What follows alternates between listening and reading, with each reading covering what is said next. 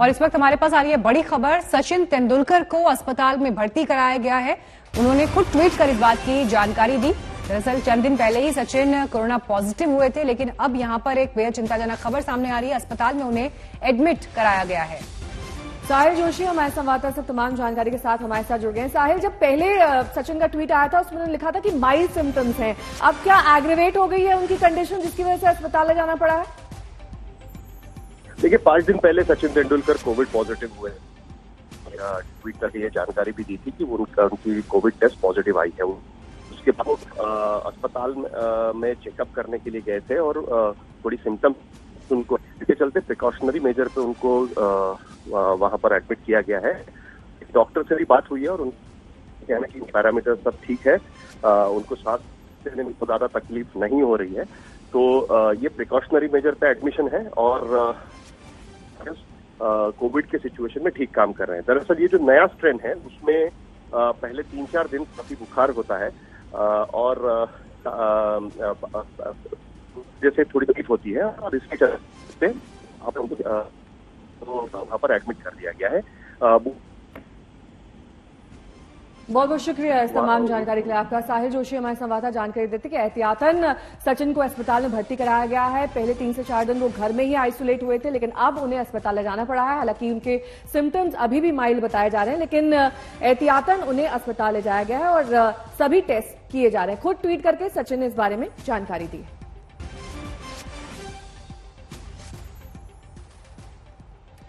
और ये ट्वीट भी हम आपको दिखा रहे हैं सचिन तेंदुलकर का। उन्होंने अपने शुभचिंतकों को, फैंस को धन्यवाद कहा शुभकामनाओं के लिए, दुआओं के लिए, लेकिन प्रिकॉशन लेते हुए जो डॉक्टर्स ने उन्हें एडवाइस किया उसके बाद वो हॉस्पिटलाइज्ड हो रहे हैं, अस्पताल में भर्ती हो रहे हैं। इस बात की जानकारी वो इस ट्वीट में दे रहे हैं। साथ ही उन्होंने उम्मीद जताई कि कुछ ही दिन में घर लौट आएंगे, लेकिन बाकी लोग भी अपना ख्याल रखें, इस बात को लेकर उन्होंने ताकीद दी।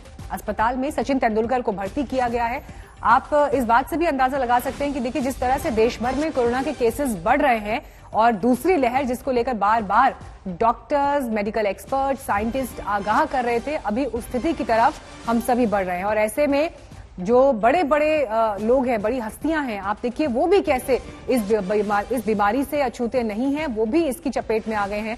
सचिन तेंदुलकर, रणबीर कपूर, आलिया भट्ट, महाराष्ट्र से ही देखिए कितने बड़े बड़े नाम हैं जो कोरोना की बीमारी से पीड़ित हुए हैं अभी हाल फिलहाल में।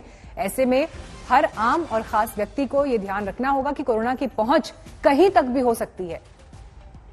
तो इसलिए जो नियम, जो प्रोटोकॉल्स, जो निर्देश दिए जा रहे हैं, 2 गज की दूरी, मास्क का इस्तेमाल, वैक्सीन बेशक देश में आ गई है, लेकिन उसके बावजूद भी ये प्रिकॉशंस, ये एहतियात हमें, सावधानियां हमें बरतनी होंगी। विक्रांत गुप्ता इस वक्त आ गए हैं और जानकारी के साथ। देखिए विक्रांत, इसी बात का हम जिक्र कर रहे थे कि आम हो या खास हो, ये वायरस किसी को नहीं बख्शता। सचिन तेंदुलकर भी इससे पीड़ित हुए हैं, अस्पताल में भर्ती हैं। किस तरह की डिटेल्स आपको मिल रही हैं, कैसी उनकी तबीयत है अभी? मेरा तबीयत ठीक है, मेरी बात हुई है और एहतियातन वो अस्पताल में हुए हैं। दरअसल वो कल गए थे चेकअप के लिए और इंजेक्टेबल जो मेडिकेशन होती है उसका कोर्स खत्म करने के लिए उनको ये कहा गया कि बेहतर होगा अगर आप हॉस्पिटल में ही अपने आप को भर्ती कर लें 1-2 दिन के लिए।